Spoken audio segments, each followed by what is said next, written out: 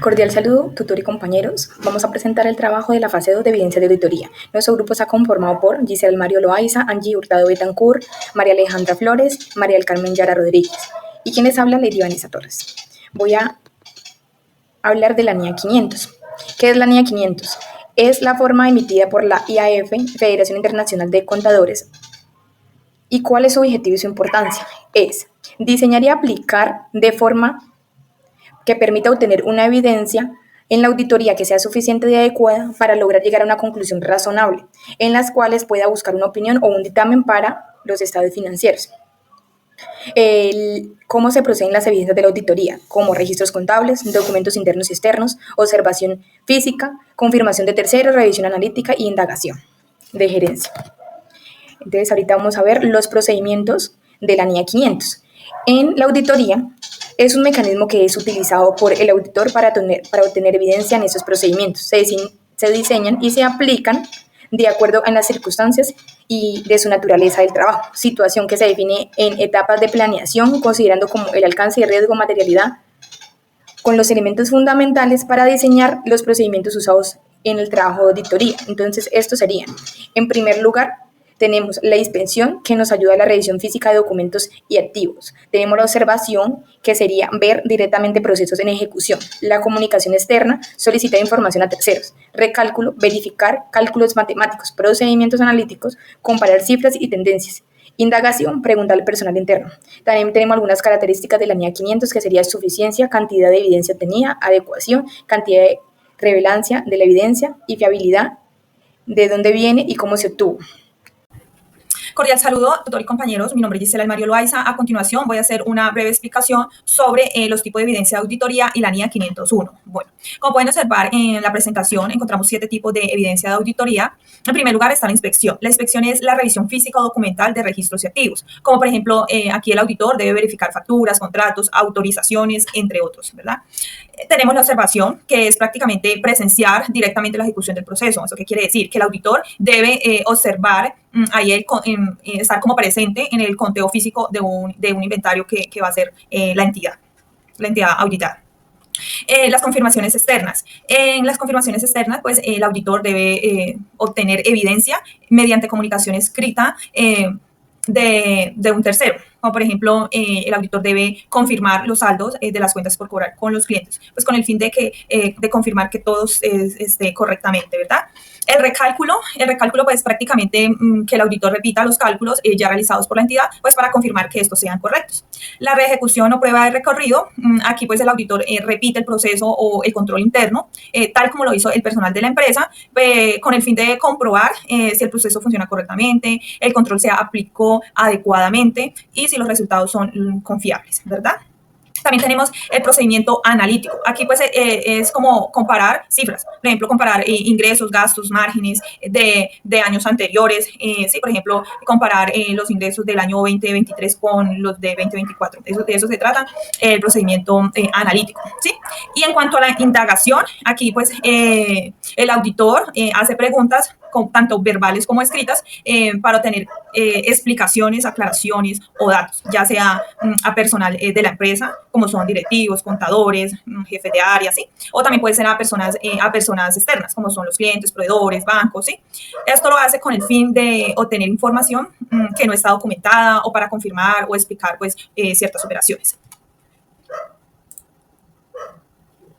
Bueno, con respecto a la norma internacional de auditoría 501, esta norma establece los procedimientos específicos que el auditor debe aplicar para obtener evidencia suficiente y apropiada en 3 áreas clave, como es inventario, litigios y reclamaciones e información por segmento, ¿cierto? En cuanto a inventario, pues aquí el auditor debe asistir a los conteos físicos o aplicar procedimientos alternativos en caso de que no pueda estar allí presente, ¿sí? En cuanto en los litigios y reclamaciones, debe consultar a la administración y, si es necesario, al abogado de la entidad. Y finalmente, en la información por segmento, pues se debe verificar cómo la empresa la determina y la presenta. Muchas gracias. Buenas noches, doctor y compañeros. Mi nombre es Andrew Betancourt y le vengo a presentar las características de la evidencia de la auditoría y la NIA 505. La primera es la suficiencia y la adecuación. Son confirmaciones externas y por su origen son independientes y aumentan la adecuación de la evidencia. La segunda es la fiabilidad, en donde son las confirmaciones externas para que sean más fiables porque provienen de terceros independientes que son obtenidas directamente por el auditor y están formadas de forma escrita y son de respuesta formal. La tercera es la relevancia, es la evidencia que debe ser pertinente para el objetivo del procedimiento de la auditoría y las confirmaciones son relevantes para validar saldos o condiciones contractuales. Ejemplo, una cuenta por cobrar o un pasivo o un préstamo. Una fuente externa es la evidencia de fuentes externas e independientes y es la más confiable que genera internamente. La número 5 es la documentación, es la evidencia que debe ser bien documentada y es la confirmación de parte del archivo de la auditoría. El sexto es el control de parte del auditor y el auditor debe mantener el control del proceso de la confirmación. Y séptimo es el profesionalismo y ascetismo. El auditor debe aplicar el ascetismo profesional antes de dar respuestas inconsistentes, no respuestas o negativas a confirmar. Buenas noches, doctor y compañeros. Mi nombre es Andrew Betancourt y le vengo a presentar las características de la evidencia de la auditoría y la NIA 505. La primera es la suficiencia y la adecuación. Son confirmaciones externas y por su origen son independientes y aumentan la adecuación de la evidencia. La segunda. Hola, ¿qué tal, compañeros y tutor? Mi nombre es Alejandra Flores y hoy vengo a hablarles sobre la NIA 510 y 520. Bueno, la NIA 510 trata la responsabilidad que tiene el auditor en relación con los saldos de apertura en un encargo inicial de auditoría. Esta NIA proporciona orientación sobre los procedimientos que aseguran que estos saldos estén adecuadamente reconocidos, valorados y presentados en los estados financieros. Tenemos unos saldos de apertura. Estos contienen incorrecciones que pueden afectar de forma ya sea material en los estados financieros o en el periodo actual, que reflejan las políticas contables adecuadas. En esos saldos de apertura se requiere que el auditor revise los estados financieros más recientes y a su vez los informes del auditor o revisor fiscal en busca de información que pueda ayudar a encontrar evidencias sea suficientemente adecuada, ¿sí?, para todos estos procedimientos. Bueno, en todos los procedimientos de auditoría, para los saldos de apertura, vamos a determinar si los saldos han sido traspasados correctamente. Es decir, que el auditor deberá verificar si los saldos de cierre del periodo anterior han sido correctamente traspasados al periodo actual o cuando proceda si han sido reemplazados.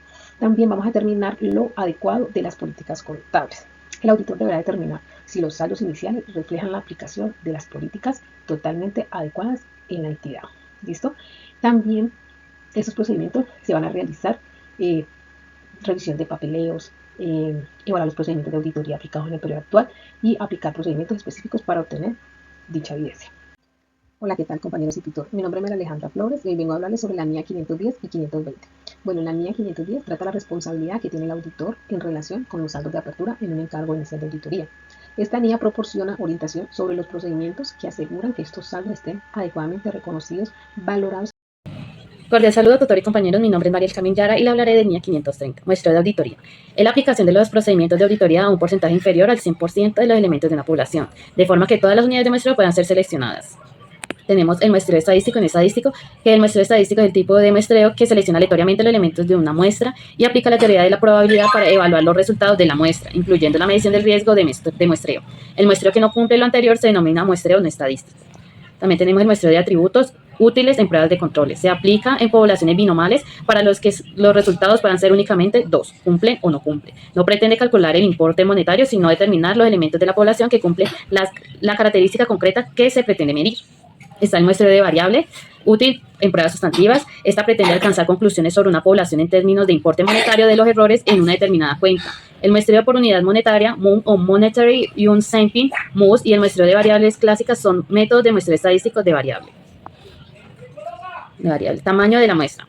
Son dos, que es prueba de control y prueba sustantiva. La prueba de control está en el nivel de confianza, porcentaje de desviación tolerable, porcentaje de desviación esperado y población grande o pequeña. Las pruebas sustantivas están los riesgos de detección y nivel de confianza, incorrección tolerable o error tolerable, error esperado y características específicas de la población. Y están los métodos de selección. Los métodos de selección es aleatorio, juicio profesional, ambas o aleatorio o montos monetarios acumuladores.